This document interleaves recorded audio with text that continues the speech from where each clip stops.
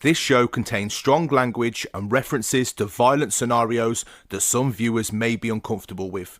If you are easily offended by any of these, please feel free to find another podcast that may be more suitable to your taste. Thank you. Ladies and gentlemen, welcome to the Dribbz Talks Podcast. We're bringing it to you real, raw and uncut. A safe place where we can talk about anything and everything. So like, share and subscribe. But most importantly, keep it locked.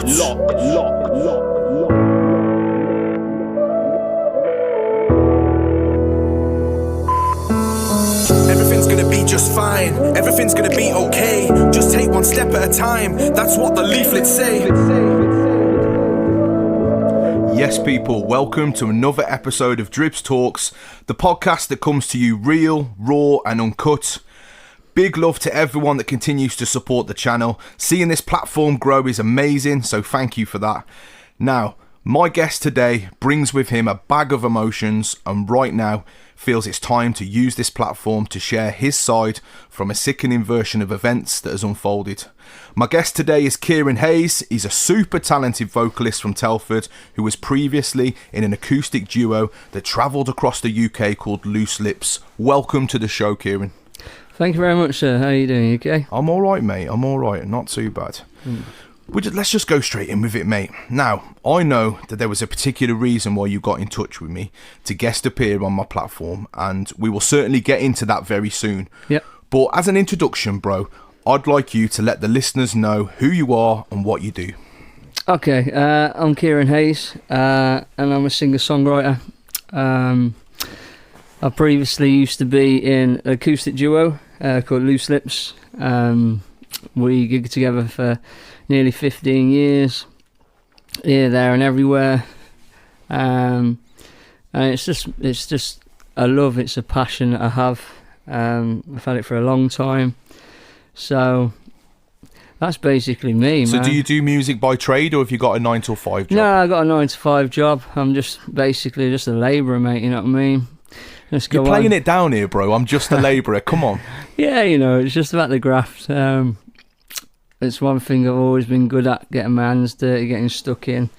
I learnt to do things well that not many people like to do. So, you know, it's a dying trade now, to be fair, to come across a decent person that wants to get their hands dirty. That's very true, mate. You know, as long as I can carry on doing it and doing it well, there's no reason for me to leave. So that's where I'm at. But it's always helped me with the music side of things. I think if I had an easy job, I wouldn't have the drive, the edge, the push to do what I do with my music, you know? Yep.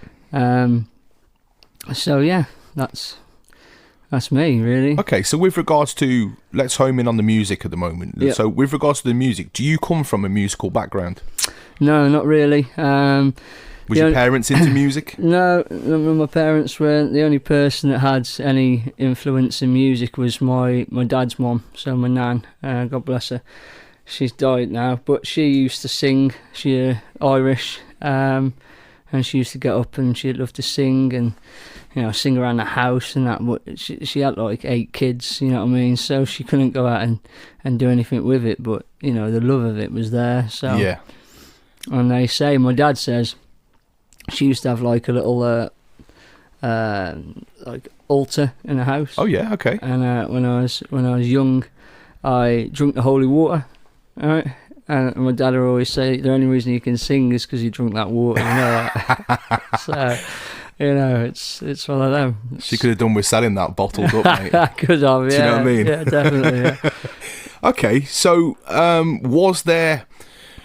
So there's singing around the house, there's singing in the shower, and then the other flip side of it is, you know, there's singing at venues, there's singing in front of crowds, in front of the public and whatnot. When did you realise that you had this potential with singing? Was there a significant moment? Basically, there's a local festival called Farmer Phil's Festival.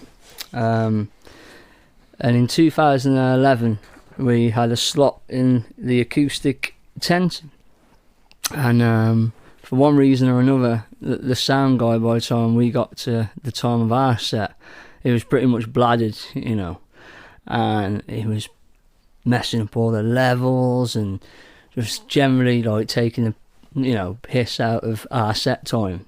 So in the end, I was just like, you know what, you know, it's not very loud in here.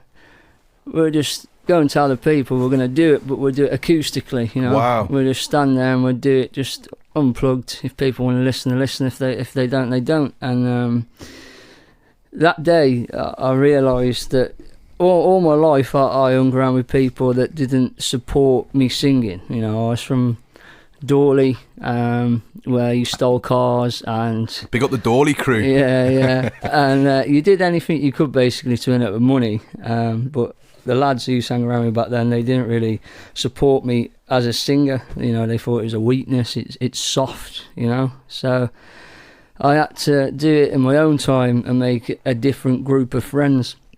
So it was always something I loved to do. It made me feel different, give me something different.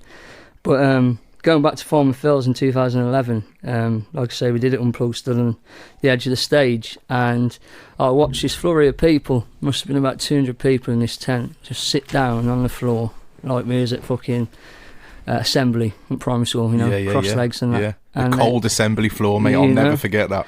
And they literally just you could hear a pin drop, you know, they just literally... Just locked in, yeah. Locked in, man. Just stood there, amazing. Sat there, just looked up and just listened, you know. And it was such a warm, lovely feeling when you come off. You know, you had to get through the crowd of people that everyone wants to speak to. You felt like a celebrity for half an hour, you know. And then that day, I was just like, you know what, man, fucking, you know, I'm pretty good at this, you know, and it helps because I love to do it. Mm-hmm. But there's nothing worse than loving to do something and not being as good as you think you are, you know. 100%. So, yeah, that was the day that changed things for me. Really. So when was your first solo booking? My first solo booking was like... Where was it? Back in... where are we now? Back in 2008, I used to play in another acoustic duo called In Touch, and... one of my old mates called Joe Ross. He is the most confident on stage person I've ever met in my life. And we used to rock up to gigs. I used to sing for a bass amp and he used to play for an acoustic line 6 amp, and that's all we did, 2 microphones, a guitar. Mm-hmm. And our first booking was at the Woodbridge pub. And the Woody? Yeah. And there was a band on afterwards, but we was loving it, and the crowd were loving it that much. We didn't stop. So we had to get dragged off. I think someone turned the power off in the end. But yeah, I used to go around the scene with him for a while, and that's where I ended up meeting Lewis from Loose Lips, because he used to be in a band called the Yipes back then, and we used to like support, you know, half of his gigs if they needed support acts and stuff like that. So. Mm-hmm. Now, yeah. I know that you have 2 boys, am I right in that? Yeah. So, your eldest, what does he think of you performing? He's not my biggest fan, you know. I've took him to some like decent festivals, took him to some gigs and that in the time. But he just doesn't know, doesn't understand my kind of music, which is fine, you know what I mean? I'm not going to shove it down his throat or anything. He spent my money that I get from the gigs though quite easily, you know.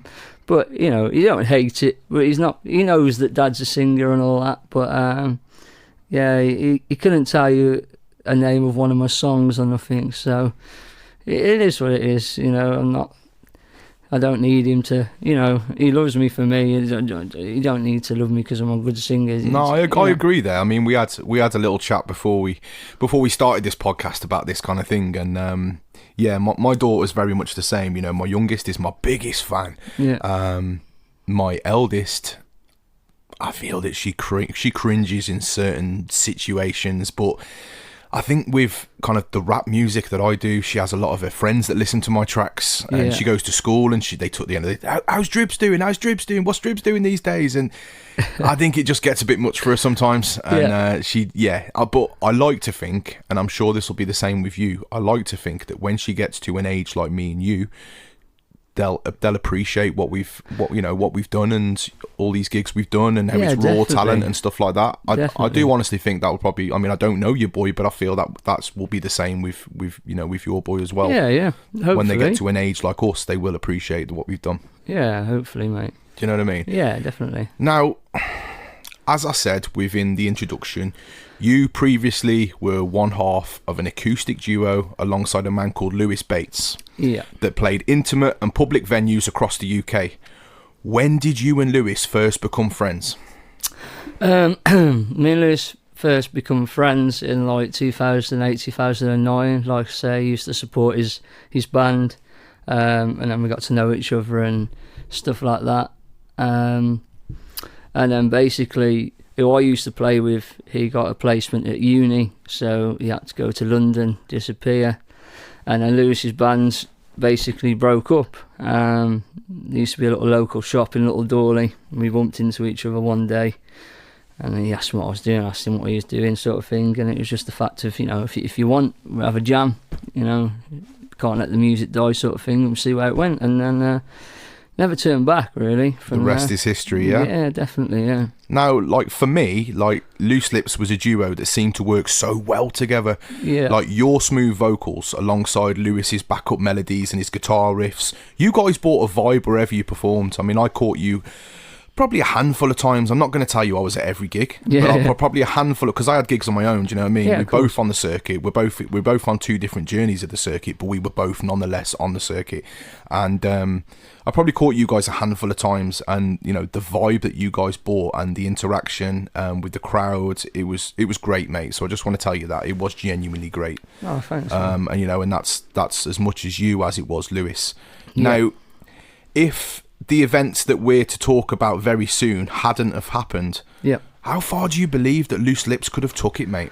I don't think we would have ever finished. We never really exchanged a bad word. We never really had an argument, so to speak. Lewis was like my little brother.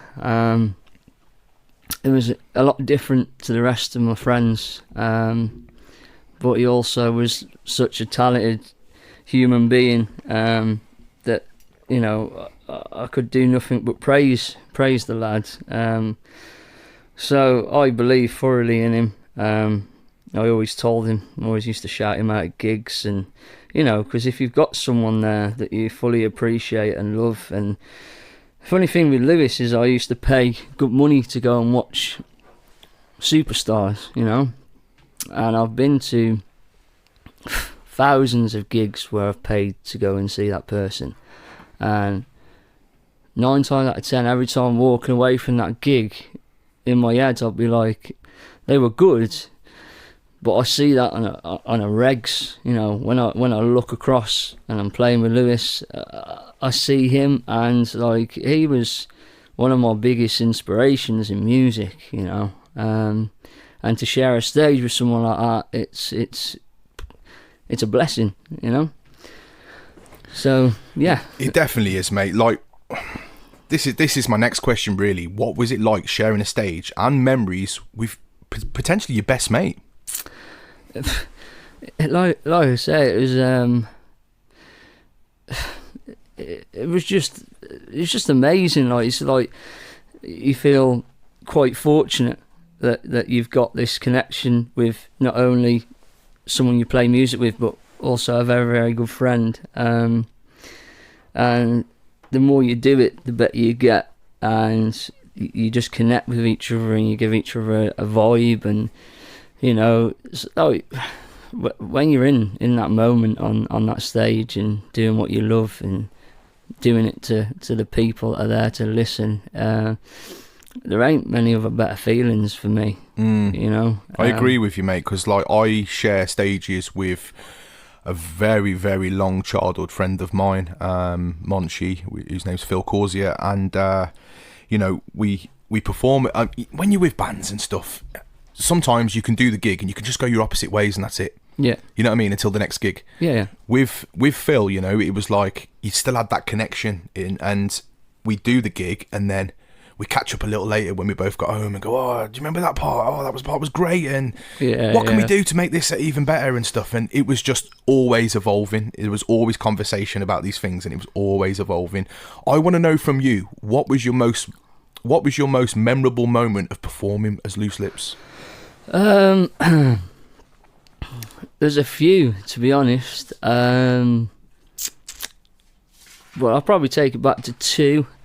We supported Lucy Spraggan at the Oaken Gates Theatre, and obviously we weren't really known then, but we was playing in our hometown to someone that was known, and to go out and play to someone else's crowd and to actually get them to warm to you and afterwards want to buy your merch and your CDs and all kinds of stuff like that, that is like something that you'll treasure forever. So that was absolutely amazing. And then the other time was there used to be a festival called Ozfest, and we was the only unsigned band, act, duo, whatever, to play on the card. I think it sold out like 17,500 people. Where was that at? It was in Oswestry. Oh, in Oswestry. Oh, okay. Yeah. Ozfest, Oswestry. Yeah, that makes sense. But yeah, that was absolutely unreal. We opened main stage on the Saturday, and you had the likes of like James Arthur. Wow. You had JLS coming on a helicopter to headline. I mean, you had your own green room. It was just an absolute, just different level, you know, and it gave you a taste of this is what it could lead to, you know. You could do this, and this could be a job. Yeah, it's never going to be a job because it's what you love, you know. But if someone's going to pay you like a weekly income to do something you love, like, yeah, literally winning, you know, 100% winning. So yeah, they're like, there's many, you know, memories, but them two are definitely up there, you know. I think them kind of festivals and stuff, I've always found anyway, for me, networking is so important. Yeah, definitely, yeah. Just chatting to the right people and, you know, just making them see that you're not just a single cover or you're not just, you know, vocal cords. There's an actual person behind this craft. Yeah. Do you know what I mean? Yeah, definitely. I've always found that I've got many bookings through networking. And that's what I'd say to my listeners. If there's any aspiring artists out there, you know, just put yourself out there, go and speak to the right people. Don't feel reserved in doing this. It might take all your strength and confidence to do it, but walk up to them people, and if you genuinely believe in your craft, it's definitely worth doing because it can pay off tenfold. Yeah, 100%. You know, it's 9 times out of 10 it's about confidence. So if you're confident and you believe in what you're doing, then it's easier to sell, you know. If you're a door-to-door salesman and you're selling gas and electricity and you're not really arsed about it, you're not going to sell it. No. But if you believe in your music and, you know, you thoroughly want it, then you can go up there confident as hell and you can sell it, you know. And definitely. That's what it's about. It comes down to confidence and belief, I think.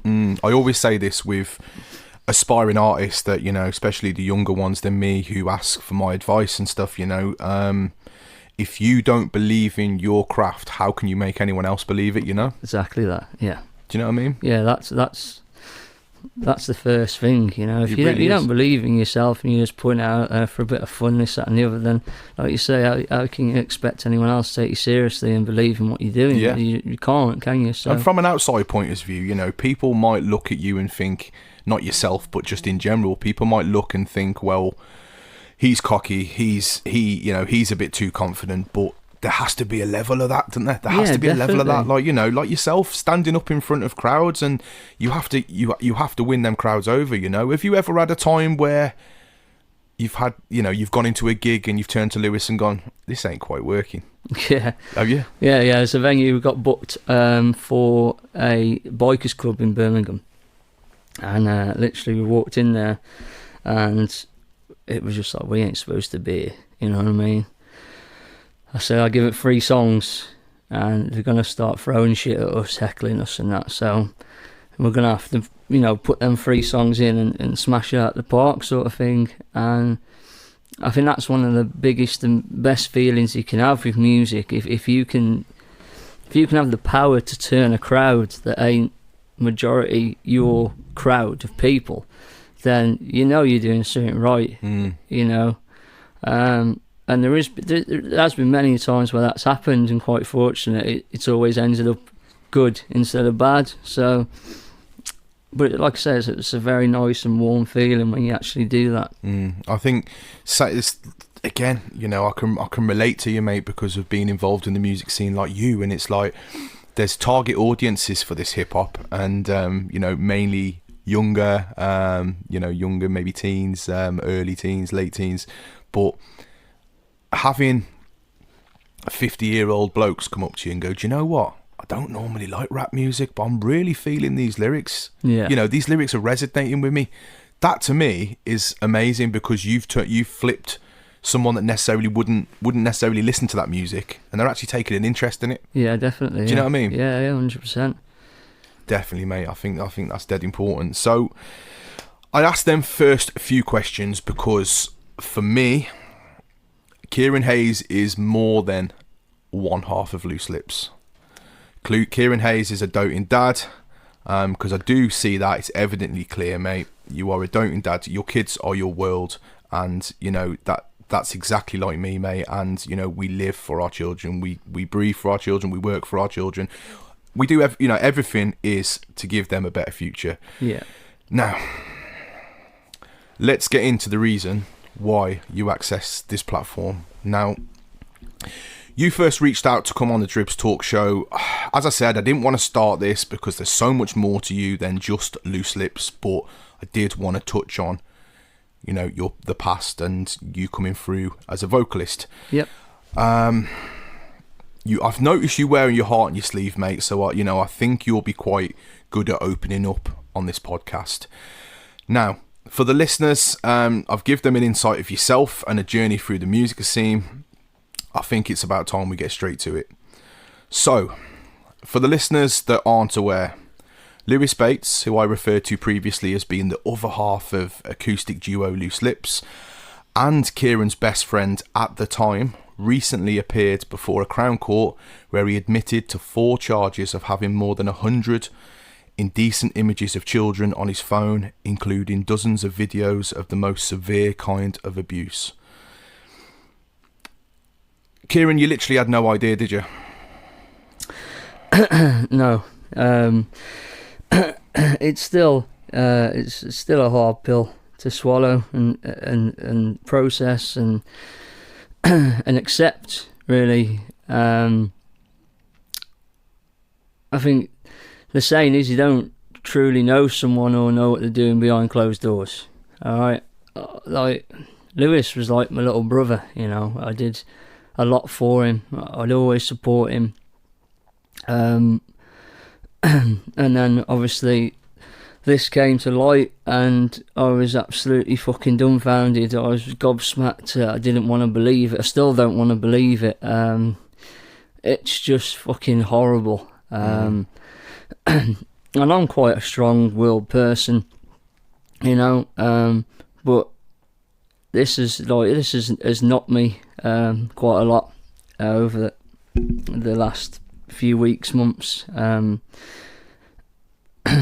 Sometimes I have good days, sometimes I have bad days with it, you know. So it's just really, really hard to take. You know, I was involved with Lewis for a long amount of time, and then one day it just all gets taken from you. So yeah, it's not ideal, but I can't change it. If I could change it, I definitely would change it. But unfortunately, it's out of my power. So it's just one of them. No, I can't even imagine the mixture of emotions that have ran through you. A man that you called your best friend, a bandmate for so many years that you'd shared so many amazing experiences with, a man that you thought you knew all there was to know about, had been holding such a disgusting, dark interest in such an illegal activity. What was your initial thoughts, mate?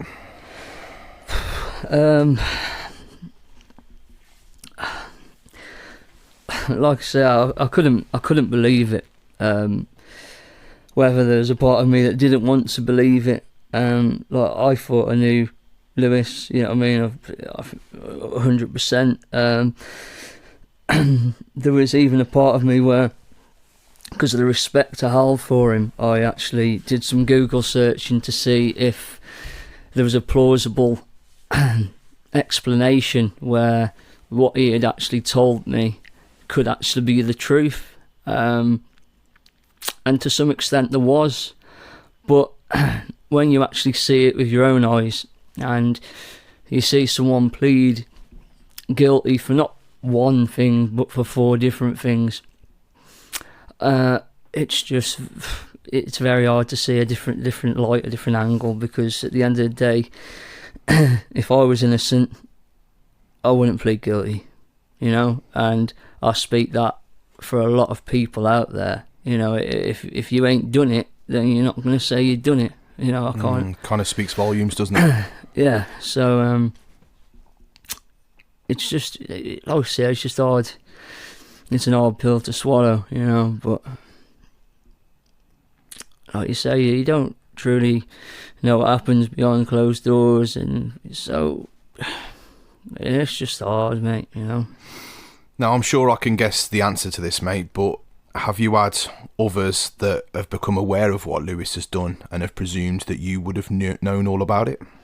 Yeah, I've had I've had numerous people message me on social platforms, and obviously, you know, because I was associated with him for a long period of time, and, you know, mentioned that we were best friends and all that, then it's only what, you know, people will think, you know, because it's the world we live in.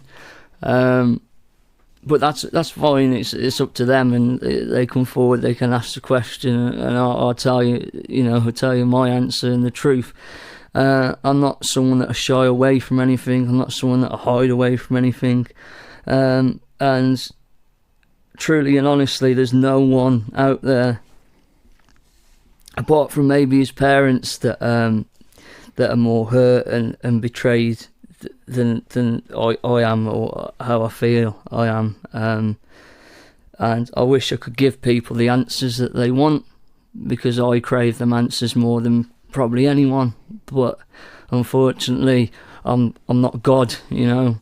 If I had the answers, I'd give them you, because you deserve to know, but I don't know myself. So it's just one of them. That's the whole reason that, well, not the whole reason, but one of the reasons that I'm here, you know, just to literally answer questions and say my side of the story of as much as I know of it. So, yeah. I think it's dead important to put the record straight to a certain extent, although, you know, yourself shouldn't really have to be doing this in the first place, but here we are, you know? Yeah. But that's what, you know, that's what you have to do in life sometimes, you know. You have to answer things and fight battles that ain't yours, just to bring a light on things, to, I don't know, try and make sense of it all. I don't really know. It's just life, man. It's cruel sometimes, you know. Now, from what I've read, the judge spared him a custodial prison sentence. Yeah. And for me, Kieran, now I'm going to try and be as, you know, as I'm going to be sitting on the fence the whole way and not have an opinion on this, because, you know, I didn't know Lewis on a personal level. Yeah. But for me, the justice system is a joke where that's concerned. But that's for a whole different podcast. Now, what is your opinion on the outcome, Kieran? Well, at the end of the day, if you're pleading guilty to something that they've got on you, why should you be spared?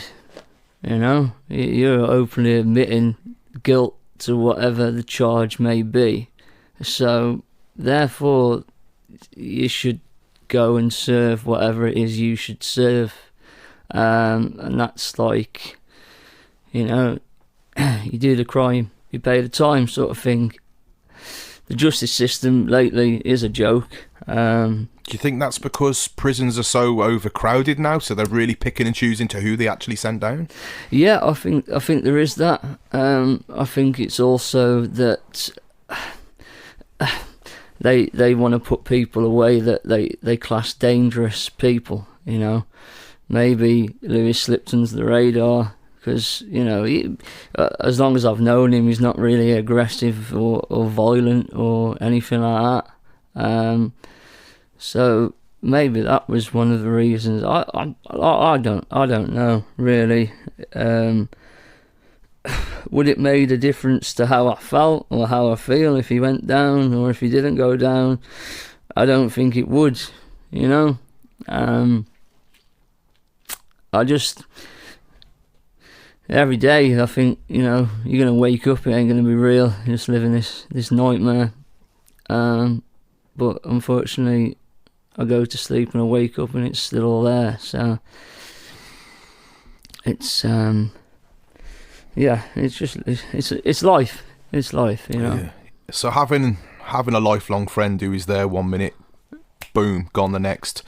What's this done to your mental health, bro? Well, it's blue shots in it, if I'm brutally honest. Was you always someone that struggled with mental health before all this happened, or? Not really. I'm like dad of my group of friends. If there's a problem, they normally come to me, seek advice, and this, that, and the other. I'm quite a strong-willed person, so I've always overlooked, that I've always put people's needs and thoughts and whatever before my own. So I've just always been like, shut up and put up, just get on with it, And sometimes, it's not the right way to be, and they say don't bottle everything up because you're gonna pop and everything like that. But this is really, it's really got to me, to be honest. It's not just losing one of my best friends overnight. It's also losing my dream and my love and my passion for music. It's my release. I used to gig at least 4 times a month. I could have the worst day possible, but I could turn up to that gig, and for them 2 hours at that gig, it was my release, it was my therapy. I could just get everything out that I needed to by singing. And when something that you love that much gets taken away from you for no fault of your own, you just become angry, very angry at the world. And it's not the world's fault, I just felt like, over the last how many weeks, months, I've snapped at, numerous people that it wasn't their fault. And I've done things, and, I've got a short temper now, and it's just it's just horrible. It's frustrating. I'm upset. I'm angry. I'm hurting still. And to admit this, to admit it is a big thing, because like I say, I never really speak out or nothing. But it's been quite hard for me to deal with. Luckily, I'm quite busy. I work Monday to Friday, and then I have my boys twice in a week, every other weekend. I live with my fiance and her children, so it's work, and then it's home, and it's in the car picking people up and doing tea, and do you know what I mean? So yeah. I've got a busy routine, so I think that's helped me, because if I had time to sit there and think and process stuff, I think I'd be a lot worse off than I actually am. Have you got a good strong support network then at home? I have, yeah. To be fair, yeah, I have got a strong network, got a strong bunch of friends. My fiance has really helped me,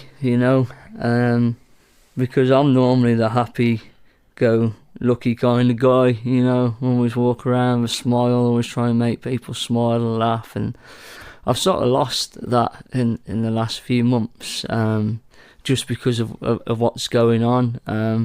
Some people that I've seen that don't know what's going on, I have to pretend that I'm still that same person, and it takes a lot out of you to pretend to be someone that you're really not at that time. So yeah, it's I just, I like to thank my friends and my family and the people that have been around me, that know what I'm going through, because there's a lot of people out there that could be in my situation, that could have done something drastic, and then that would have left people, without someone in their life, so it's just hard, and I'm just taking every day as it comes and just trying to get a bit better every day with it. See, I hope, and I genuinely hope this, mate, I hope that you can build yourself back up to be that fun-loving chap again, mate. Seriously, I do. So I guess effectively you're mourning the loss of someone. Would I be right in saying that? Yeah, it's very close. It's very close to that, because obviously, even though he hasn't died, to me, he has. I can't ever be associated with him again, and it just hurts, man, because even after what I heard, even after what they put in the papers and that, I had so much respect for this guy, so much love, so much loyalty, and like I say, just in the blink of an eye, it can all gone. It can just disappear, and it's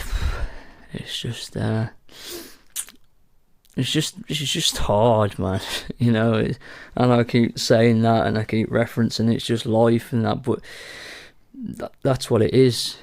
I just really wish that it isn't what it is. If I had 3 wishes off that genie, most people would be wishing to be rich and healthy and everything else. Literally, hand on heart, my first wish would be to take that away, to take that illness away from him, whatever he was dealing with, and just to be back and just have that back in my life again, Personal level here, bro.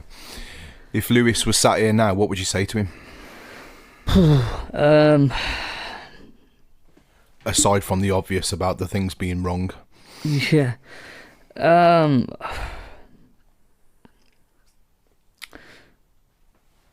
I'll probably just ask him, like, why you didn't seek my help. Okay, because I've helped him with a lot of things over the years, down to, mental health, and, he was having suicidal thoughts, and, he went through a lot of shit, where he spoke to me about it, and this one thing, I wouldn't have condoned it, but before it got to where it did get to, I would have tried to help him. I would have reached out, tried to find the people to help him. I couldn't help himself, but I would have got him help.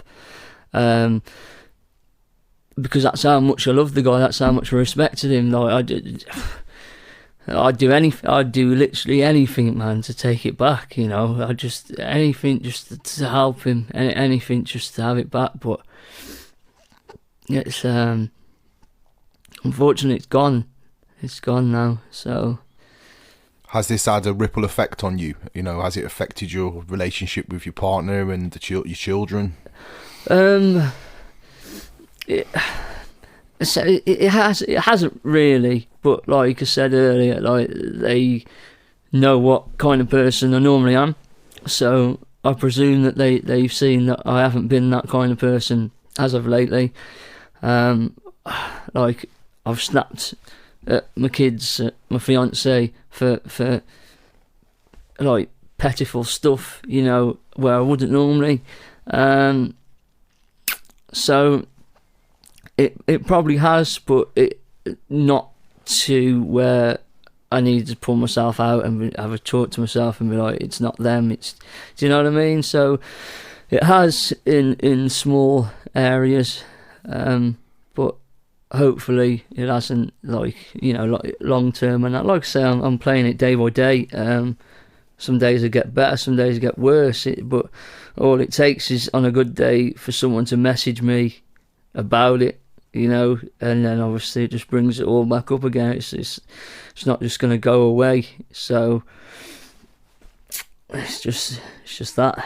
I think prior to this podcast, if you remember, I asked you to send me a voice note with outlining kind of the whole scenario, because I knew bits of it but didn't really understand the whole scenario, and it was evidently clear to hear the pain in your voice, and even seeing you face to face now and having a discussion prior to the podcast and now, it's evidently clear that you knew nothing about this, and it's hit you like a ton of bricks, bro. It's generally obvious of that. Do you feel that it's changed your outlook of people in general?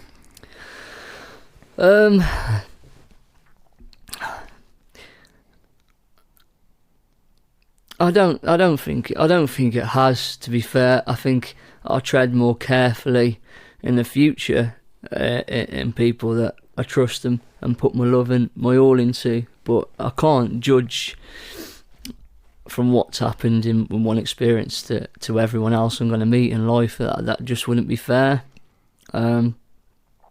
I'll learn from it. That's definitely one thing I will take from the whole thing. But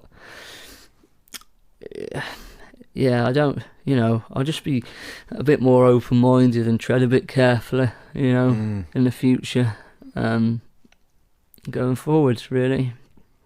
If you feel that your mental health is deteriorating and you're not actually getting a grip on it, are you the type of lad to access any form of services? Or have you accessed services in the past? No, I've never really. Are you open to that? Yeah, I suppose I could be.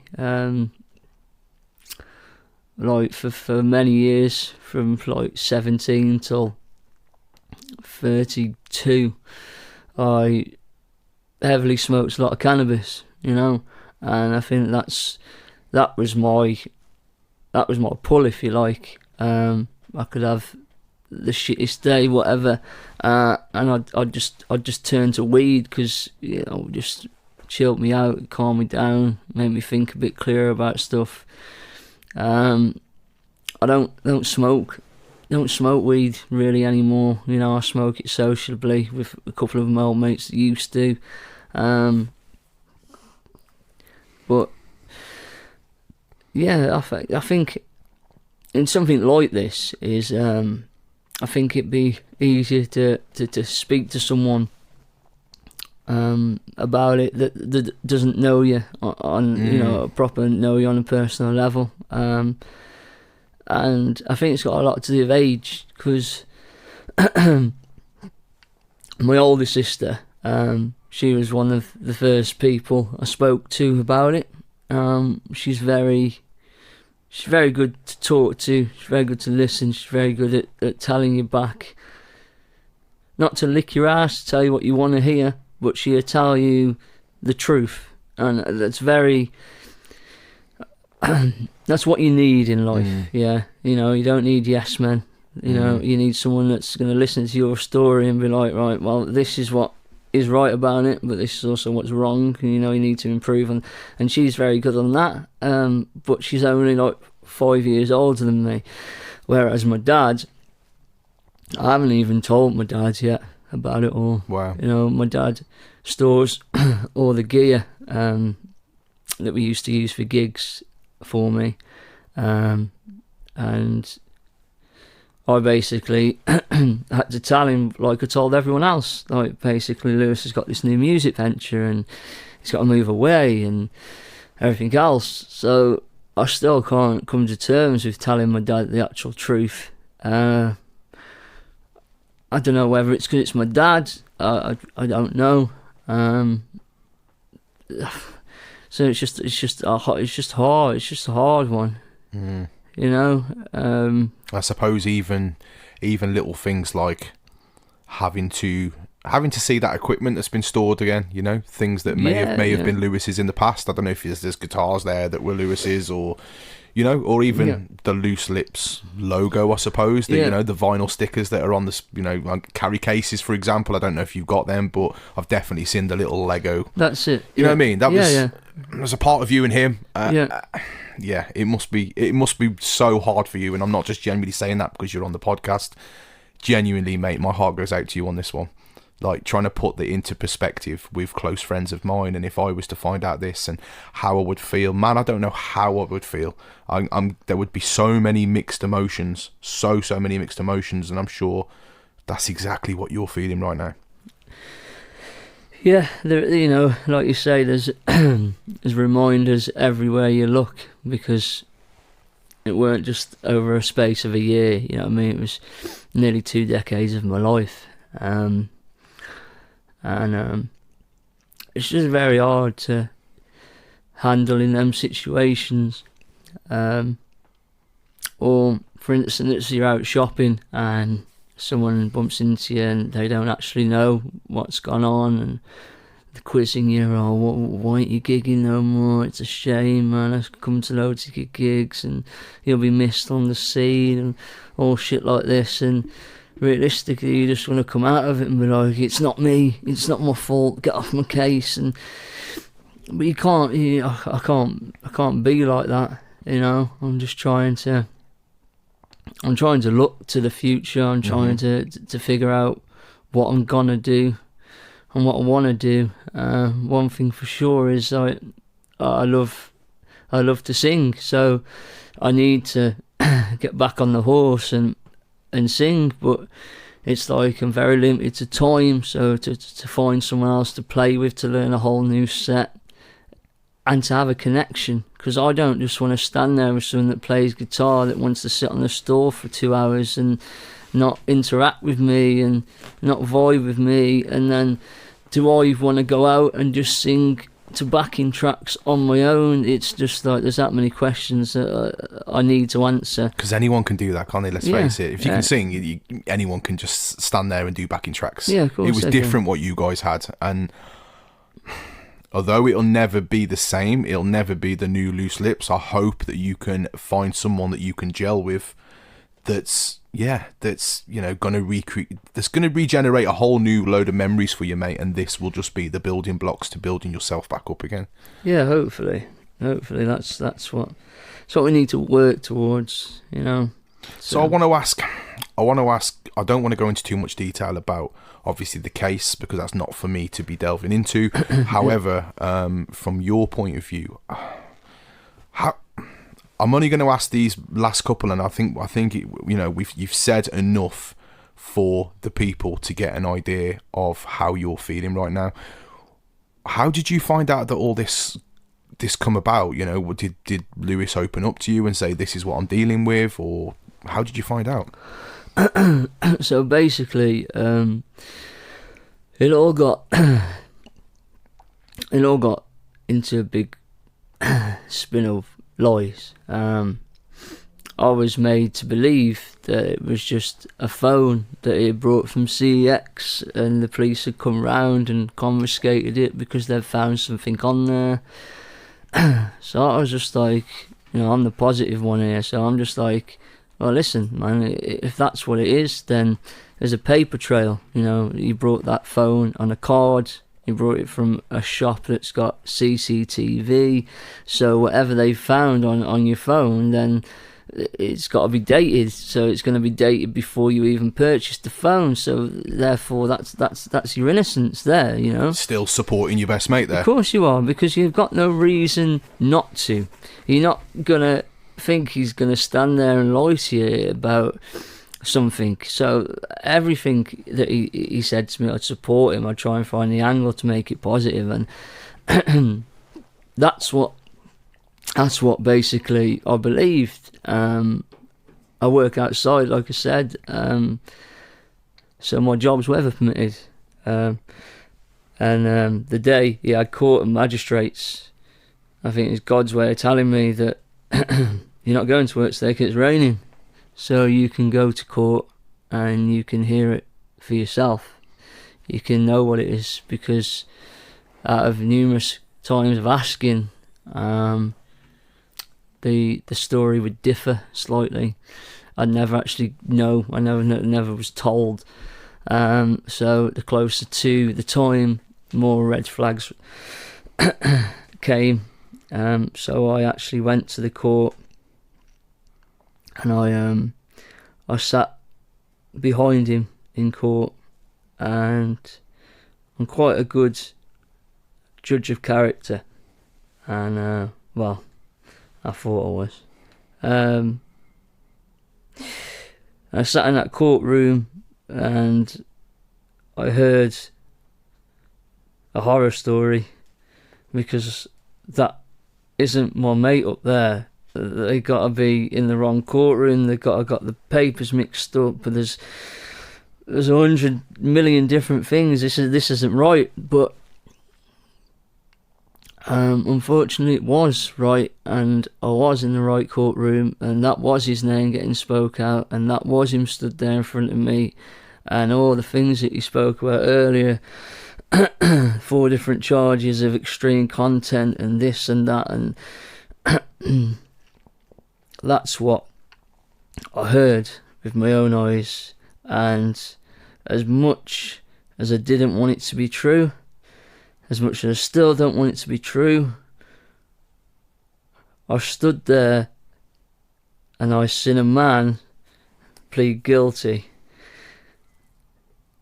Not only did he plead guilty, he looked guilty, and I can't lie for them things, you know. I would have lied for him, you know. Not on this scale, but if he would have killed someone, a hand on heart now, whether it's right or wrong, mate, I would have lied for him, you know. And that shows just how committed you were to friendship. Do you know what I mean? You were so involved, you know, you were so involved in a friendship with this guy that, yeah, you know, you would have gone to them extremes to protect him. Like you said, not for this nature of what he's been. No, definitely not, no. But I just, like I said, I still can't actually believe it or process it. But unfortunately, it's the truth. And when you go to courts and magistrates and you hear judges speak and that, they're not going to stand there and lie, you know. But also when you see someone plead guilty and the body language and everything's just screaming guilty to you, you can't change what you've heard, you can't change what you've seen. And one piece of me walking out of there was just like, well, it was God's way of telling you it's raining today. You go and you hear it for yourself. And then in another breath, it was just like, you shouldn't have gone, man. You know, you shouldn't have gone. You didn't need to hear that, and now this is on your case. And so you can't do right for doing wrong sometimes. Are you still in that frame of mind now? Do you think in hindsight you shouldn't have gone, or are you kind of glad you did to get that confirmation for yourself? Yeah, I had to go, mate. I literally sat in the car park for half an hour in my car thinking, shall I go in? Shall I not? Didn't know what time it was. I had to go in there and find his name on the boards at what time he was going in. So for me, I had to do it. I just had to do it, you know. Was he aware that you were there when you went in? No, he wasn't. He wasn't aware I was there at all. He was aware when I left, because I vocally told him that I was disgusted, you know. Which I am. I don't think that's ever going to change, you know. I just wish it wasn't him. But now I know this is really, really hard for you at the moment, mate, and you know I can only give thanks that you've used my platform to put your side of the story out. And it's not a story, that's the wrong words to say, but yeah, your outlook of how these events have panned out and how it's affecting you now. And I can only hope that the listeners that do listen to my podcasts, they not relate to you, because I never want anyone to go through what you've gone through these past weeks, months. Yeah, definitely. I don't want anyone to have to relate to it either, to be honest. But obviously being here today with yourself and I openly just speaking about it, I think has helped me. Just to get it out and get it off your chest and not hear your voice in your own head telling you stuff and second guessing, and so it's nice to actually get, just to be here, just to speak, and you're helping me just by letting me be here and telling you my feelings, if you like. I'm just ashamed. I'm just sorry that it's not on better terms. Well, maybe this time next year I can come back and I can be that happy, smiley, go lucky kind of guy again. We don't know. Yeah, hopefully, bro. Hopefully it'll be there. It'll be back. Now, I know for you. Now we've got this. Now we've got this all important, issue out the. I say out the way. It's not put to bed by any means, but now you've kind of, said your piece, and quite rightly you've had your say. I want to thank you for using my platform to do this, mate. I really do. Let's look to the future. Now I know it's probably hard right now to look to the future. Yeah. But I also know that music is everything to you, mate. And as you've told me previously, it's your escapism. Yeah. It's your mask. It's the one place that you can escape the world and be someone else for a few hours. And that, again, I know I'm relating it back to me, but I just want to say that that's exactly the same with me. This Dribbz, it's an alias, bro. It's a mask that I put on. And I say this to a lot of people. I can be having the most shittest day going, be stressed to the eyeballs. Soon as I get on stage and I put them sunglasses on and that cap, and it's a mask that I just go woof. Like a superhero, man. It is. It really is, mate. And I don't, until someone has an alias and they perform like we do, I don't think they quite understand. But it is. It's all a mask, like. Dribbz is the most confident out there person going. I mean, right now it's stripped back, but as a performer, Dribbz is the most confident, outgoing performer going. As in me, my real self, I fucking hate small talk. I avoid it at any given cost. I'm in a supermarket, bro, and if I see someone coming towards me and they're going to go, I ain't seen you for years, I'll go the opposite way, Kieran, just so I don't have to engage in small talk. Yeah. However, Dribbz would be like, hey, check out my new album. This is where I'm performing. You know what I mean? It is a mask, bro. I don't think anyone can really argue with that. It is definitely a mask, and it's somewhere that you can be your someone else just for a few hours, and that's dead important with like life stresses and stuff. Is music something that you still want to pursue? Yeah, definitely. It's in my DNA now. I've done it, that long, and I can't not do it, because I haven't done it for 2 months, and there's a massive hole in me. There's a massive bit of happiness that ain't there, that used to be there.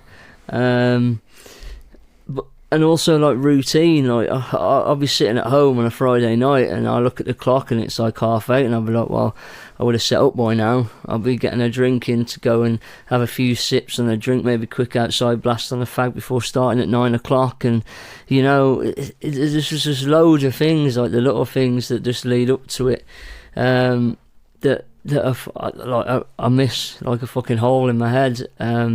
So I do really need to get back to doing it. It's just when, I don't know. I don't want to push and just go straight back in if I'm not ready, but I will be back, hopefully sooner than later, but I just need to be ready, Yeah, you've definitely got to take time for yourself, and the beauty is with music, and unless there was some serious medical condition, you're never going to lose that voice of yours, bro. So I mean, it may come not as sharp as it once was because you're not regularly gigging, but you're never going to lose that voice. And you know, the beauty of it is music is always around, and at this moment in time where you don't have someone that you can fall back on, i.e. as Lewis was back in the days of Loose Lips, it's music can wait is what I'm trying to say. Now, music can wait. You need to take time for yourself. Yeah, 100%. That's my outlook anyway. I don't know if you agree with that, but no, I do agree. But like I'm just like, fucking hell, man, I could go out, man, I could, you know, crave to gig, but I'm not gonna rush back into it because I don't want it to be. I don't want to get there all rushed and stuff, and then lose the love for it. You know, I don't want that. I don't think I'll be able to handle that. I don't think I'll be able to go out and get how I used to get before a gig, and then finish the gig and be like, you know what, I ain't doing that no more.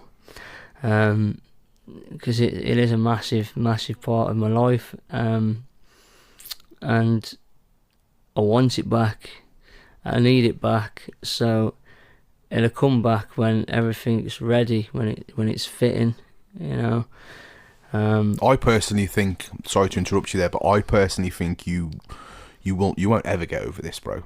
I think you'll move on, but I don't think that it'll always be in the back of your mind of that loss that once was that ain't there no more. Do you know what I mean? Yeah, of course. One of my friends sort of spoke to me about the same thing, and they said, you know, it's always going to be there, and I appreciate that. But basically, he said if you're ready to give up music, and that's probably the best thing, because if you give up music, there's less to remember him from. That's very true. It's very true. I was just like, yeah, that's 100%. But for me, I can't give up music. And the best way I can look at it is I started music without Lewis Bates. So with all the grit and all the might I have, I'll finish music without Lewis Bates. You know, he didn't make me sing any better. He didn't help me to sing.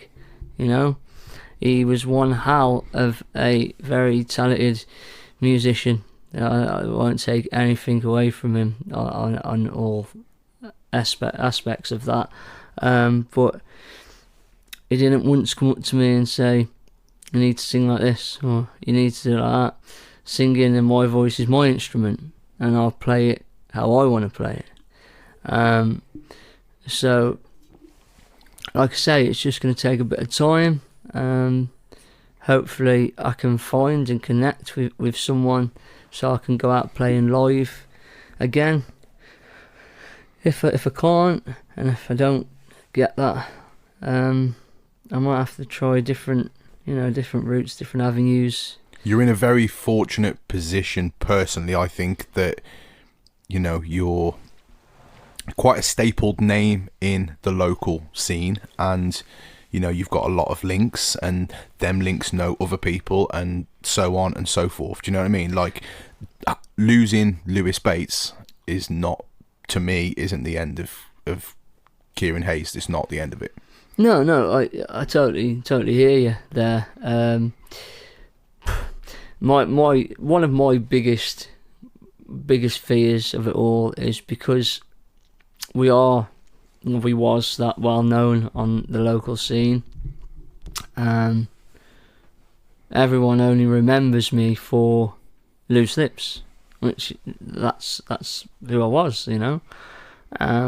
So I don't want to go out and do a gig and then people go, yeah, he's alright, but he's not as good as Loose Lips, you know, because that right there, I can't deal with that.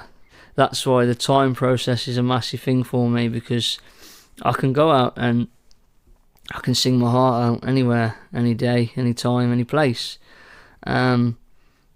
But it needs to be right, and it needs to be the right person or the right kind of music, because I can't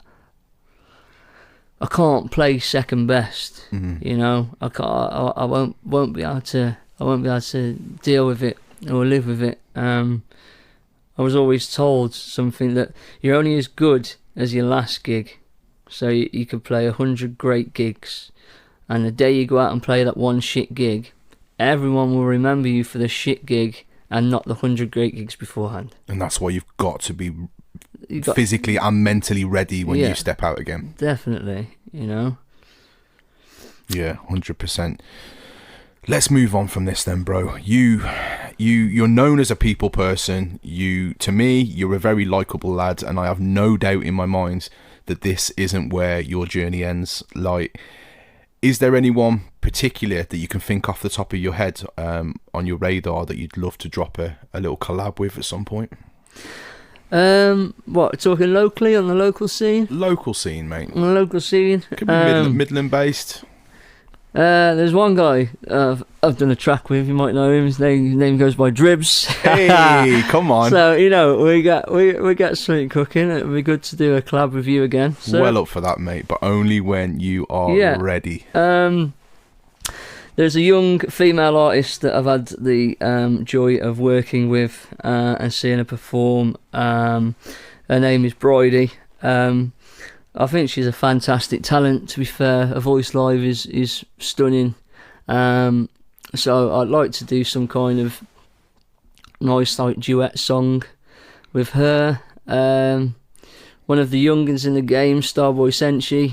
Big up Starboy. Yeah, I hold quite a lot of respect for this guy. And we was working on a track, and we had a track all recorded and stuff like that, but because of recent events and laptops and stuff getting taken away from a certain individual, that track couldn't be put out. So it'd be nice to do something with him. And this that's probably it on my little local radar. You know. Well, I feel honoured that you've mentioned me. I don't know if it's because you sat on my podcast or why you mentioned me, but come on. Hey. Bridie's good though, you know. Like, I mean, how old is she? I think she's only like 17, 18. As if. Yeah. I've watched her and she's got a good stage. I feel like she's got a good stage presence, and I feel like she's different to a lot of female artists. Like, she kind of holds her own on that stage. Yeah, and she's got her own unique style. Yeah, I like definitely. That. Yeah, like, I don't know what it is, but I don't know if it's because this ain't a sexist thing, by the way, but I think it's I'm a man, so I think I connect and I hear male singers more than I do female singers. Okay. But on the local scene, like literally, like Bridie, she just got something. I remember about 2 years ago, I was at a singer-songwriter showcase night, Albert Shed in Shrewsbury, and I'd never seen her live before, and she just sat there and played a bunch of her own songs, just on a stall. This nice acoustic vibe, man. And she was just so like confident when she was singing, like fucking amazing. But then when she had to speak in between the songs, it was like, this is my next song, you know. And I was just like, man, she's got so much potential, you know. If we can just get her to you know, introduce a song and make a bit more eye contact and push it a little bit more, man. She's going places. Definitely. And then Miss Inks. Like, Miss Inks is like fucking a very talented female rapper, singer. She puts different spins on things and genres and that. And is that Maggie in my hand? Yeah, you know. Hey, I got Maggie in my hand. Come on, Missy. Come on. So she brings a vibe, mate, and she's such a nice person off the stage as well. I haven't had the pleasure of speaking to her, mate. No. Our paths have crossed at the Shropshire Music Awards. Yeah, man. She won this year, bro. She did win this year. Well done, Missy. But yeah, I'd like to collab with her as well, but man, she's mega busy, to be fair. Is she? Yeah. And she probably don't want some old singer on her fucking track like me. Don't be daft, mate. Don't be daft. Have you watched any of her battle raps? This is what I'm saying, mate. Don't fuck with her. Yeah, exactly that, mate. Don't fuck with her. Like stirring shit up in London and that, mate, killing people down there. So yeah, fair play to her, man. I just love seeing. I'm guessing she's Telford, isn't she? Yeah, she's Telford, man. Fucking Lawley, I think. Lawley, okay. Yeah. So that's new Telford, ain't it, bro? Come on, it's not the original, but it's still Telford. She still is. It's still TF and that, so. That's like me originally from Donington. You hear these people go, yeah, I'm from Donington. No, mate, you're from Donington Wood. That was made about 10 years ago, not, you know what I mean? But yeah, Miss Ink, she's smashing it, man, to be fair. Yeah, big ups her. Like, she did a live performance at the Shropshire Music Awards. Not this one. I think it was the one before at Oaken Gates Theatre. Or the place is called. Yeah. And yeah, I was pretty blown away by that if she held her own on that. And I'm predicting big things for her, mate. Yeah, yeah. Do you know what I mean? I am predicting big things. And she does, not only that, she does a lot of appearances. I don't know if she holds her own podcast or she does appearances on podcasts. Yeah, but I just see clips every now and again. Yeah, me too. Yeah, I think it's, I don't know, I can't think what it's called, but yeah, she's on I think she's on a few, man. She she puts the work in, mate, to be fair. Do you know who else I feel, mate? And I feel that his progression in, I mean, he's always been active, but his progression in the scene, in the genre of what he delivers just seems to be getting bigger and bigger, and how he hasn't blown by now is beyond me, and that's Monroe. Monroe, mate. Well, Monroe lives about 5 minutes away from me here. Like, the gasworks, bro. Yeah. And I do keep saying to this guy, let's do something, but he's in his own lane, do you know what I mean? He's in his own path. Well, mate, I go back as like when he used to be called Reaps. I remember it, mate. I remember all the little YouTube videos where he's in the park and all that. And that's it, man. Bro, he's tiny back then. Yeah. Like, seeing that progression to what he is now. 16, mate. But he had some fucking bars back then. You know, had some, his flow. He was different to the rest. I remember him and a guy called Luigi. He don't do it no more. I think he does fucking children's videos on YouTube or some shit. It's proper diverse somewhere else. Okay. But, Monroe, man. But like, he's never ever lost like the content and the lyrics and everything else. I just think I think it's this year or last year he slowed down a bit because he concentrated on his amateur boxing. I think. Yes. And that's not a particularly bad thing. I think sometimes you need to get out and do what you need to do to have a refresh. You know what I mean? I'm scratching my head now, thinking of some more artists, mate, that are worth giving a mention to. Where did Lordy go, bro? Lordy, he's still about, bro, mate. Where did Lordy go? I know he's in shape now. Let me tell you that. That's what he's been doing, mate. All this my man's built like an action man now, isn't he? Do you know what I mean? Right. Here's me in my pants. Here's me before. Here's me now. I mean, don't get me wrong. 4 years grind, mate. 4 years grind. No, he's doing very well. I'm sat here with like #dadbod, but I need some inspiration, Lordy. But now, what I'm trying to say is, Lordy kind of dropped these few tracks, racked up thousands of views. You know what I mean? And then just crept back into the shadows again, and I'm like, where's he gone? I don't know if he's like, he's mingling some killer album that he's going to drop at some point, but Lordy, where have you gone?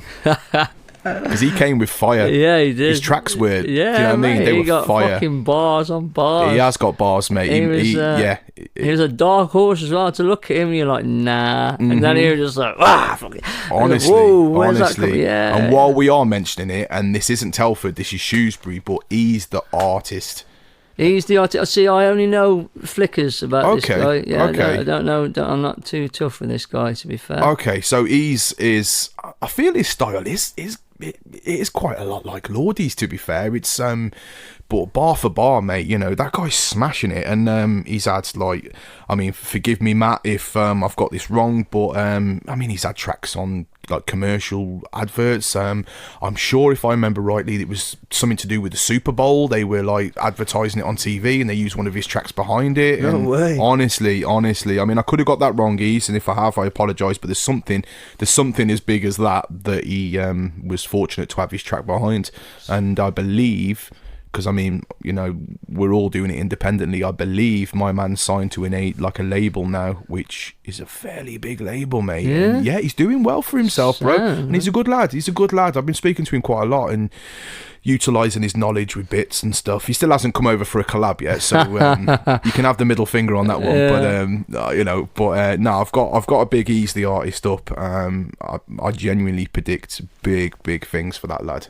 big things. Obviously, there's Trade. He is, mate. Come on. he don't need no mention. He don't need no mention because he knows already. Yeah, he knows mate. already that he's Yeah. fire. I caught Trade because I did, and I know you guys were due. This is another sad thing, bro. I know that you guys were due to perform at HMV at some point.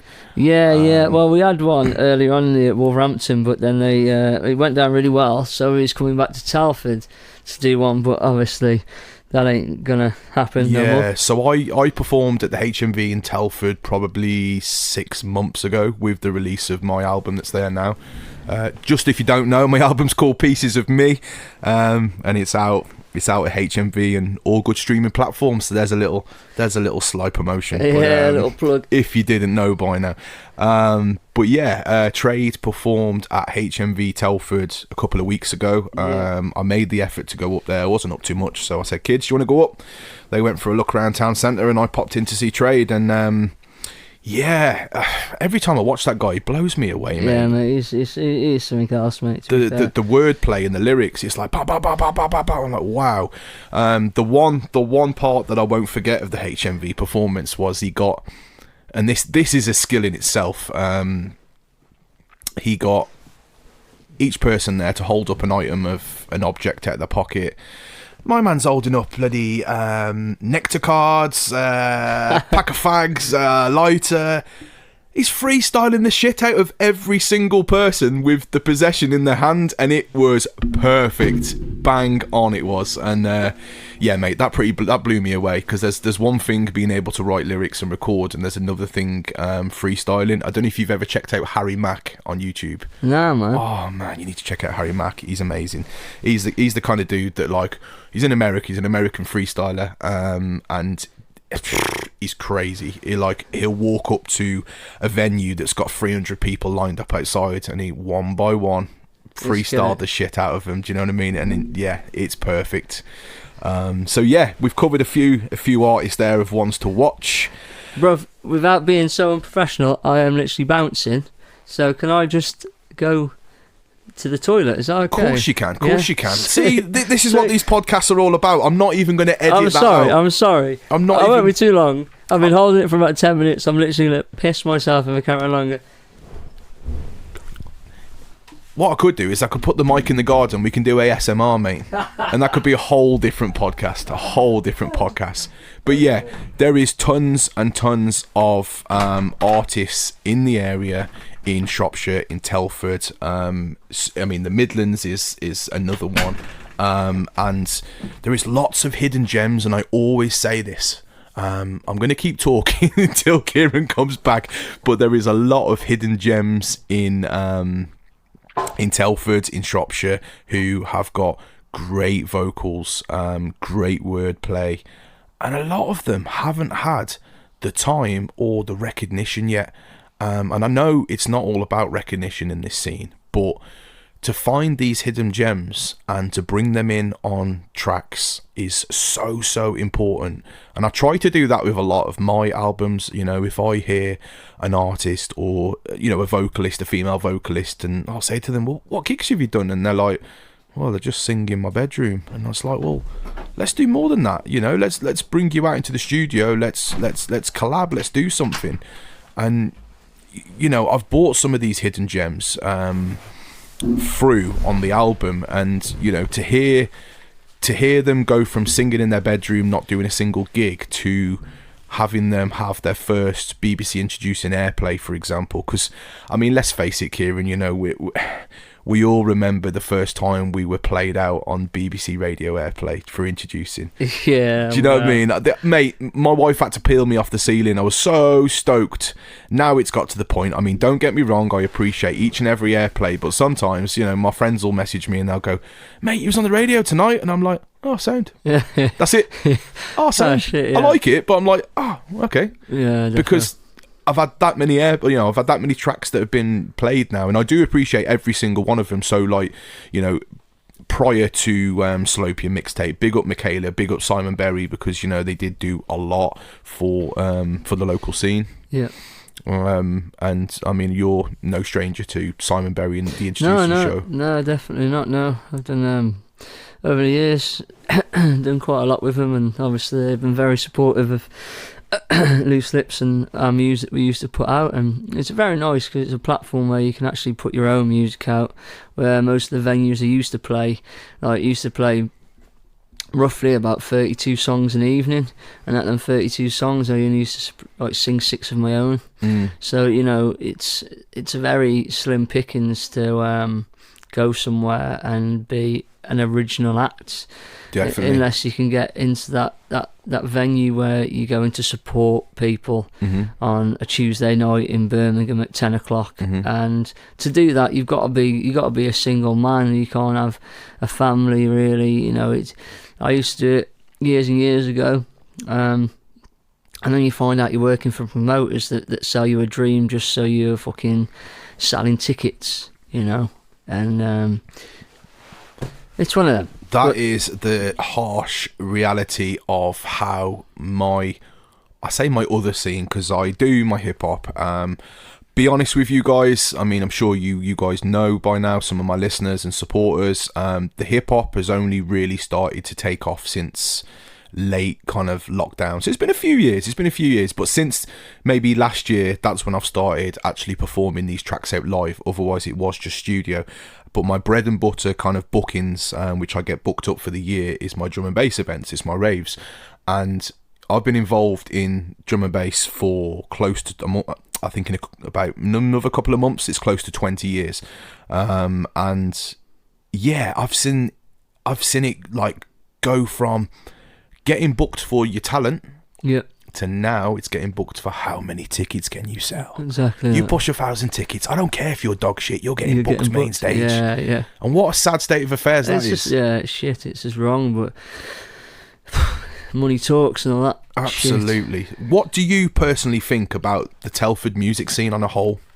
I think basically it's good. It's got better over the years. There's a lot of people coming through now because of all the heads that have give it a go. There's a guy I know called Mickey Keefe, and he's played in more bands than I've had Sunday dinners. This guy, he won Local Legend of 1 year at Shropshire Music Awards. I can't even name half the bands he's been in. I think he plays in currently about 3-4 bands now as we speak. So it's nice. It's grew for everyone. I just feel like sometimes if we was not from Telford, if we was from, I don't know, the closest city to us like Birmingham, would we have been where we are now, if you like? Would we have given more, platforms to perform on? Would he been further up the ladder, this, that and the other? And I think that's just right time, right place kind of vibe. You can't help where you're from, you just have to push it and push it. But me being honest with you, you name me a band or an artist or whoever, you name me someone that that's made it, that's from Telford. Yeah, I'm scratching my head now. So don't get me wrong, I can name you a couple of people that have been climbing the ladder, but there's no one that's actually solid, no established. No. So I think it proves where you're from. I think it does prove a lot of the time. We often say that all the time. Like, again, I can't speak on the hip hop because I haven't been doing it long enough to speak on the hip hop, but the drum and bass, if I'd have been a drum and bass MC in London, probably would have been making waves right now. Don't get me wrong, I've done a lot in my drum and bass in the 20 years. It's took me to places I A, never knew existed, and B, never thought I would ever be performing in. Do you know what I mean? It's took us to some absolutely crazy places. I've performed in abandoned churches that we've held a rave in. There's no blasphemy there. Just a disclaimer. It wasn't a church that the public would attend. It was a church on a private bit of land that the dude had a load of money and built a replica church, but it had an altar and everything. That was a surreal experience. Pulling up to this church in Shrewsbury, because it's in Shrewsbury. Okay. We go down this long road, and then all of a sudden there's just this church, and it is a full-blown church, and they've got the massive stained glass window with, you know, Jesus at the top. Yeah. And all you can see is lights and lasers lighting up Jesus' face, because there's this dirty drum and bass raving inside. It was just a bit surreal, like, we're really playing an abandoned church. But, you know, I've played in abandoned churches. I've played in prisons. It's crazy. It blows my mind to think what we've done. But yes, mate, if we'd have been an up and coming MC in London, I feel like we probably would have had a step up in this game. Yeah, definitely. But we've had to work harder and shout louder because of where we're from. And the amount of people that go, "Oh, where are you from, Dribbz? Telford." "Oh, where's that?" Yeah. And I go, "Near Wolverhampton and Birmingham." "Oh, I know, yeah. And it's like, wow. Yeah. Wow. It's crazy. So a question that while we're talking about Telford on a whole, a question that I ask all my guests this, and eventually I want to collate all these answers. Now, if you were to Google Telford, now and again look at the news, you will see that Telford is known for all the wrong reasons, without saying too much, you know, with the CSE and all that kind of stuff. It's known for all the wrong reasons. So on each podcast, I like to celebrate where we're from. Can you tell me some positives about living in Telford, bro? House prices are cheap. Well, there is that. I just think it's I've got a family that live in Birmingham, if you like, and what side of Birmingham, mate? Not your side. Not my side. Not that Small Heath side. Oh, no. They're not blue noses then? No, definitely not. They had good taste in football. Oh, and we won't talk about football. Do you know what? I used to like you, mate. I used to like you. I didn't bring it up. I seen your little plaque in your window earlier. I thought, I ain't going to bring that up until the end. So do you want to take it home with you? I do not want to take it. Do you want to take it home with you? No, I'm all right. Thank you. Each guest gets a Birmingham City plaque, mate. So it's right. You can give your next guest 2. They can have mine. But yeah, it's just a slower pace of living in Telford, you know.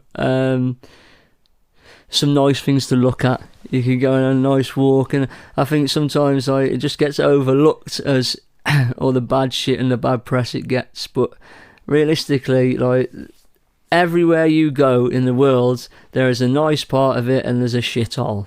Okay, and like, there's a lot of people that will slag Telford off and everything else, but to me, it's home, you know, and I enjoy it for what it is, you know. Literally, we can still look out and see grass and fields and shit. You don't live in a concrete jungle. You don't have to pay overpriced for this, overpriced for that. I think it's just, generally speaking, it's fine, Telford, you know, and like I say, there's a lot of people out there that will bring it down because they have, you know, no reason to see anything positive about it. But we're growing as a.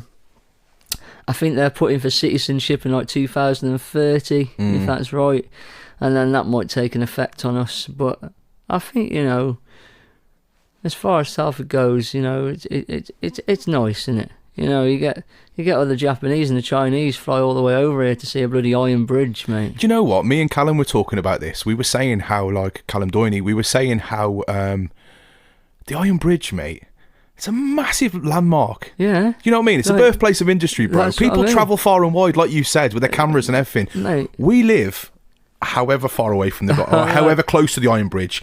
Do you go there often? I don't go there often. Callum said he didn't go there often. No, you know, we take it for granted, exactly. really. Yeah. Like, at the minute, the house I'm working in a house in Broseley. We're doing a refurb there. And the myth is, from the council that lives across the road, is that house is where Abraham Darby did the drawings for the Iron Bridge. That's interesting. Yeah. Nice little... There you go. There you go, yeah. If I'm going to take anything away from this podcast or any of my listeners... Yeah. There's an house that Kieran works in, and this is where this is where he played dot to dot with the Iron Bridge. Exactly. Or colour by numbers. Yeah. Nah, I love local history, mate, so that's well up my street. So that's quite fascinating, to be fair. I'm a bit of a geek when it comes to local history, honestly. You wouldn't know that, but I absolutely love local history. My granddad, I'm going to go about my granddad again, bless his soul, because he's passed away now, but my granddad was a miner at the Granville. Okay. You know where the Granville is, right? Yeah, definitely. Yeah. So I won't go into the story about accessing the nudist camp just to go and check out the museum that's on the Granville. Do you know there's a nudist camp in Telford? Should we just get straight into it? No, you weren't aware of that? You weren't aware of that? No. I'll give you the number later, mate. Sounds. TNC, Telford Nudist Club. Alright. They reside at the Granville, mate. They have been there for absolutely donkey's years, mate. I remember, like, being a kid and being on our bikes and seeing some dude with his ass cheeks out, and you know, I mean, there's a lot of strange people in Donington, let's face it, but yeah, there's a nudist camp anyway, and on the site of the Granville, there's a museum, and that's got so many artifacts of when TNC, Telford Nudist Camp, took over the site of the Granville. They found a lot of the old winding carts from the pit, the wheels, and they stored them all in this museum, and it's actually publicly accessible, but no one really knows about it. Yeah. And I went into a lot of history about my granddad, and I'm very much interested in. It was weird, like, whenever I go to the Granville, I almost feel close to him, because he was like my best mate. Like, genuinely, he was like my best mate. And when he passed away, it killed me. Honestly, a piece of me, like, genuinely a piece of me went when he went too. Yeah. And because I knew that was his regular 9 till 5, and he was a grafter. I mean, he was down the pit at such an early age. In his teens, he was down the pit. I mean, health and safety eat your heart out, mate. Do you know what I mean? Yeah. But anyway, enough of TNC, because I've mentioned them twice now, and I swear these podcasts aren't sponsored by TNC. But anyway, let's get into the next question. So, what are your hopes for the future, Kieran? First and foremost, I just want to be back. Just want to be back to where I was. And then when I'm back to where I am, then I'll just start looking at portraying and getting back into the music. Quite fortunate. A lot of people from the venues and people that used to book us, they've come forward and said to me, if you do it again or you don't or whatever, our doors are always open for you. That's great news, mate. So that's very nice. I've had quite a lot of support on that scene from a lot of people. So it's nice to know that you're appreciated for something that you love to do.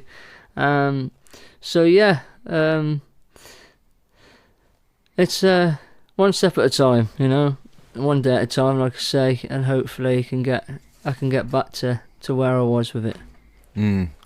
And lastly then, mate, what is if there's anyone in the world, and I think I've got a good idea who you're going to say, because I am also a massive fan too. If there was one person that you could collab with, who would it be, bro? Oh man, I see. I ain't. Is it not going to be who I think it's going to be? I ain't just got one though, mate. Okay. I've got like a handful of people. Tell me them all, mate. Tell me them all. So basically, at the moment as we're speaking, it's going to be Tompkins. I bet it's Tompkins. It is like Sam is up there. Like, there's a story about Sam. Is I actually seen him perform years ago, busking on the streets with his mate Ren. Yeah, Ship Street. With Ren, I love Ren's style, mate. And literally, I'll tell you this now. Was this in Brighton by any chance? Yes, it was. As if. So this story is like, I stood there and me and Lewis had a gig down them ways, and I seen these perform, and I said to Lewis, like, if we could ever be half as good as them guys, like, we are winning, because they was unreal, right? So I supported him from then, and then they went their different ways and that, and I've been to quite a lot of Sam's gigs. He did a HMV opening thing a couple of months ago. Yeah, you met him, didn't you? And I met him and went down, lad. Got all my stuff signed and that, like a right fanboy. Hey. So I'd love to do it with Sam. There's a guy at the minute, he's the first guy I have ever brought a ticket to watch that's a support act, because he had never played in the UK before. It was earlier on in the year. His name's Nolan Taylor. He's like a country artist, but his voice is next to none. I think it's up there with one of the best voices I've ever heard. This isn't the guy that's got this track out in the charts now that you hear everywhere. He was named as Nolan. I'm sure I've seen that. Or is that Noah? No, am I thinking of? Yeah. But this Nolan Taylor, mate, he's worth a look. He's fucking amazing. Then there's the guy that come around at the time, and he was just happy, and everything he touched back in the day turned to gold for me, and that's the almighty Ed Sheeran.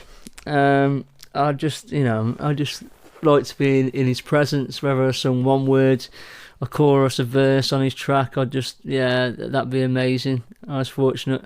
I met him years and years ago, like 2013. Really? Yeah. So that'd be amazing. Quick one about Ed Sheeran. Me and my wife, many years ago, paid pittance, mate. I'm talking £13. I could be wrong here. My wife probably go, no, it wasn't that. £13 or something like that to go and watch Ed Sheeran at a very small back alley club in Birmingham, even before he'd released 18. Do you know what I mean? This is like early stuff, so he hadn't even hit the mainstream properly then. And he was smashing it then, mate. I was blown away how one man could hold, I mean, you know, he's hold thousands if not millions of people, but how he could hold the crowd. It was an intimate venue, but how he could hold the crowd with loop pedals and his voice, mate. Simple. Well, I was lucky enough when I went to see him at the Hare and Arons in Birmingham. They had a power cut, and because he still really wanted to do the gig, we waited 40 minutes and the power won't come on. So he basically came out and he said, "I'll do the gig for you because you're paying customers and that, and I don't want to send you away unhappy, but you're gonna have to all be quiet." A cappella. I'm not shitting you. He stood on a table about this big in the middle of the crowd, and he just sung acoustic. Wow. Guitar, there ain't many that can say they've seen that, mate, Kieran, honestly, mate. He's a good guy, man. I also are quite, well, do you know what? Not quite. I really rate Dermot Kennedy. Oh, mate. Have you seen him live? Unreal, mate. I've seen him live about 3-4 times. Have you? Okay, I've seen him yeah. live twice now, and his last gig, he had... This is the guy that I'm talking about originally. He had a chap called Noah Khan. Is his name Noah Khan, is I think it? So. He talks about COVID on the plane. Yeah. Or something like that on the one track. Yeah, well, at the time, we didn't know who Noah Khan was, and he was supporting Dermot, and... yeah, mate, Dermot Kennedy, jeez, like his vocals, mate, when he stripped back on that piano and stuff. Grit and pure passion. Wow, yeah. I've said to my wife already, I'm like, next time he tours again, we've got to get tickets again. I mean, Rome is one of my favourite tracks. Yes. Do you know what I mean? I really rate Dermot Kennedy. I really rate him. Yeah. Anyone else you feeling, mate? Anyone else you've had the pleasure of seeing live and been impressed? Mate, loads of people, man. I've got a music box and it's got all my tickets and people in that I've met and got signed stuff from. Maverick Sabre. Yes. Many years ago. Passenger. I seen James Bay performing about 30 people. Oh, wow. Okay. I've been in the mix of it, man. There's literally loads and loads of people in this box, and now my mind's just like blank. Yeah, no. Me and my wife went to watch, because I went through a stage of really, when he was at his prime, I went through a stage of really rating Plan B, because a lot of people say to me with my hip hop, they're like, "Oh, you sound like early Plan B," and I'm like, that's exactly what I take inspiration from, early Plan B, when he was nitty gritty with the rapping and stuff. Then he obviously turned to Strickland Banks and did his like soulful, jazzy kind of stuff, and I felt that as well. I thought that was cool as well, and I went to a gig. I've seen Plan B probably about 3 or 4 times now, and I went to a gig for Plan B in Brighton, and it was Passenger that was supporting them. So I got 2 for 1 there, mate. I was happy with that. Mate, I was happy with that. Passenger, good guy as well. Man. All right, let's flip it on its side, mate. Let's flip it on its side. Who have you seen that you've been actually quite disappointed, mate, when you've gone and seen them live? There's got to be some. Who was the worst? Okay, so I went to watch the Kooks. Okay, Kooks are amazing bands. They played their, what was it now? Is it the 15th year anniversary of Inside In, Inside Out album? And they had a support act on called The Snuts, some Scottish band. And they was absolutely dog shit, to the point where I was that fucking frustrated, because I was like, I'd give my fucking right arm to support the Kooks, and you're up there and you're slurring your words, you can't sing for shit. And then I don't know how it come about, but I'd gone to the bar and waiting for a drink, and I overheard some guy speaking to the stage manager and they said that they got £7,000 for 45 minutes. Holy shit! I was coming back, I was raging, mate, and I was just like, nah. And I told some lads at work and then literally the following week, Radio X had them on as their record of the week. Oh my God. And I was that pissed off, I went and turned the radio station over. Yeah. And we got a rule at work, you have to listen to Radio X until 10 o'clock, and then you can change it. Oh, mate, it was a nightmare. But yeah, they are probably the worst I've ever seen. A friend of mine went to Plymouth University with the drummer from the Kooks.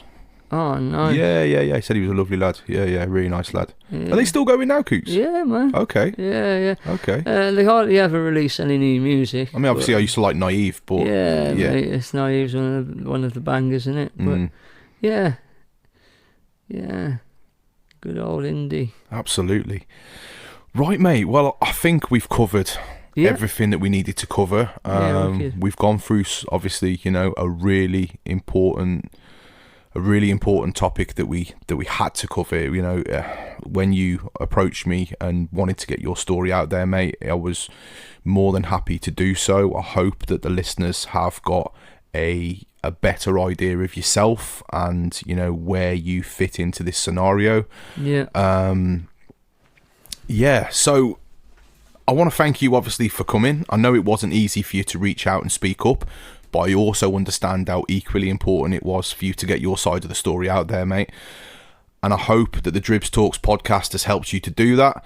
I hope that many, like me, realised that you was just as shocked and disgusted to hear of what Lewis had done, as I hope, and I hope that you learn to rebuild your life from the ground up and find a path of your own, mate, where you're appreciated and you're utilised for the talent that you have. I genuinely do, mate. No, I appreciate that, mate. No, it's all right, man. It's true words.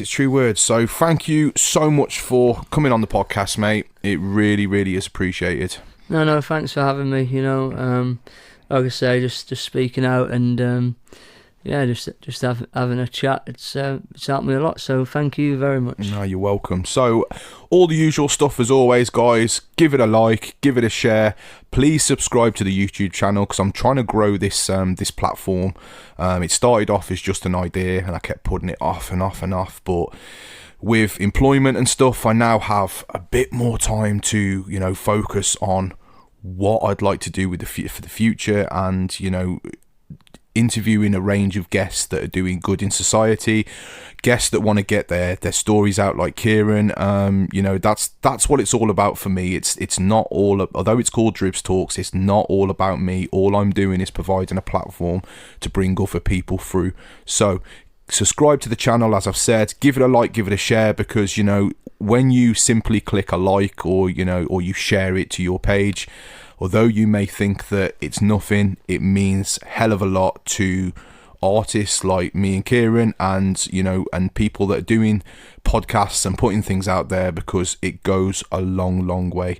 So you've been in touch, you've been tuned to Dribbz Talks Podcast with Kieran Hayes. Thank you guys so much for sticking with us and listening. Big ups. Peace out, man. Ladies and gentlemen, welcome to the Dribbz Talks Podcast. We're bringing it to you real, raw and uncut. A safe place where we can talk about anything and everything. So like, share and subscribe.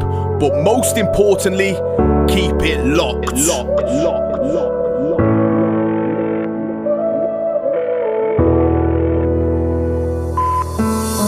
Everything's gonna be just fine. Everything's gonna be okay. Just take one step at a time. That's what the leaflets say.